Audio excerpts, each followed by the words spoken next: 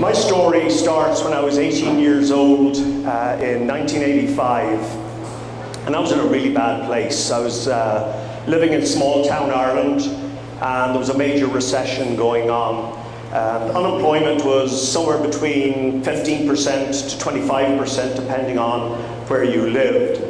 And at 18 years old, I was trying to work out how to become an engineer and how to get to university. And my parents were broke. Money coming from them was not an option. And I wanted to become a merchant marine engineering officer, so a ship's engineering officer. And I wrote probably close to 100 letters off to different shipping companies looking for a scholarship. And nothing was happening. I went for weeks, I didn't receive any letters. Then some weeks, little bits, dribs and drabs of refusals would come in. But then one letter came in that was potentially going to change my life. And the letter was from a company called Andrew Weir, and it was owned by Lord Inverforth. It was one of the best shipping companies that was around in England at the time.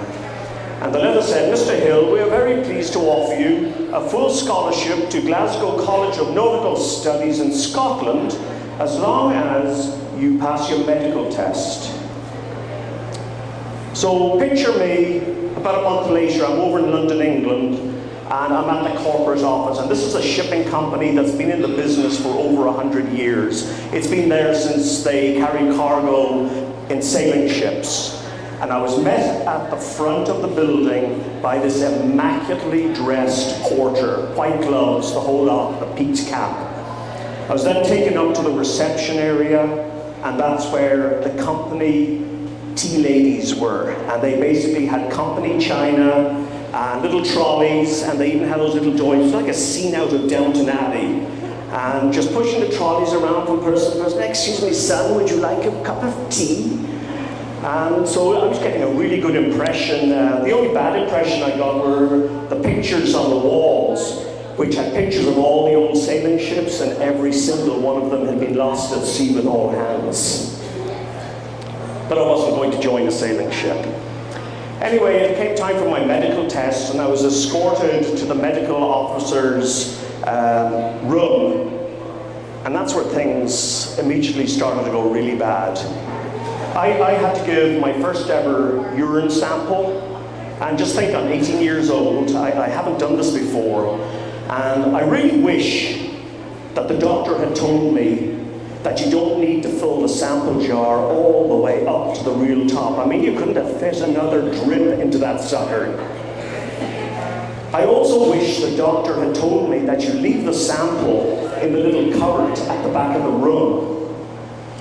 And I really, really wish the doctor had told me that you don't bring the urine sample back to the reception area.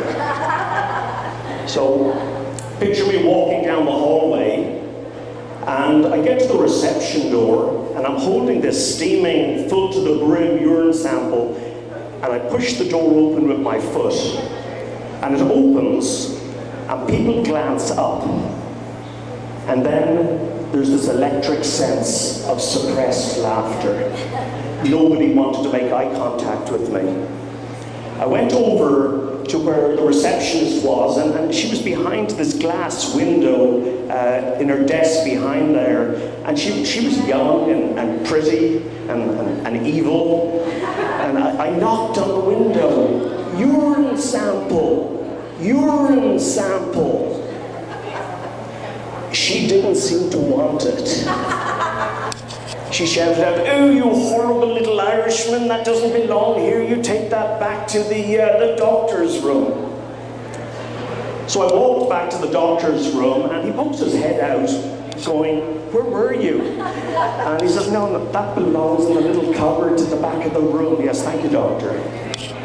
But then the next test I had to do was called a Farnsworth lantern test, and they do it to check if you're colorblind.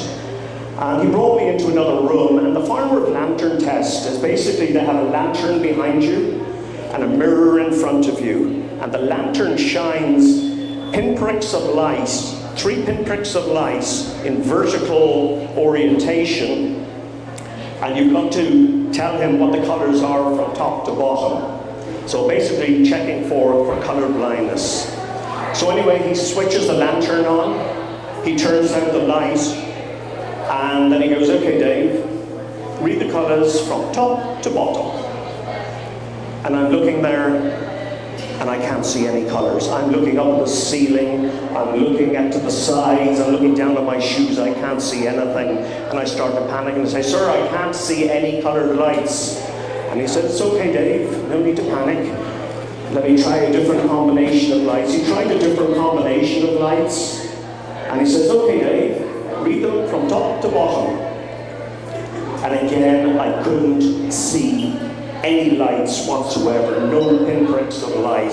And by this stage, I'm panicking and I'm thinking to myself, oh my gosh, I'm going to lose my full scholarship, my career in Ireland is going to be, oh, I have no backup plan, I have no idea.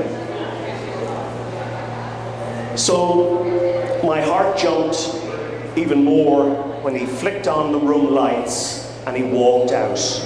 And I thought, it's over, I'm done. I'm going to join the hordes of people back in Ireland who are unemployed and have got no plans for the future. But about 2 minutes later, he came back in and he was holding 2 giant telephone directories. And he looked at me, he says, Dave, I've never tried this before, this has never happened before, but please humour me and let's see if this will work. He put the big telephone directories down on the floor and he said, okay Dave, step up on those. I stepped up on the telephone directories, he turned out the room lights, flicked on the lantern and he says, okay Dave, read the lantern from top to bottom, and ha-ha, I could see coloured lights. What happened was I was actually too short. I was too short with my eyes to be able to actually see the pinpricks of light in the mirror. Unfortunately, I also discovered 30 seconds later that I was colorblind. That even though I could see the lights, I couldn't make out the differences between them. And the doctor must have seen the panic in my face, and he says, it's okay, Dave, it's okay, don't panic. We just do the colour test anyway. It's really for the navigation officers. You can still become an engineer with being colourblind. And by the way, Dave, as far as being a navigation officer, you're probably too short to be able to see out the ship's windows anyway. Don't you hate the English? You know, when I look back on my life of, 57 years now, and I've lived a life with no backup plan.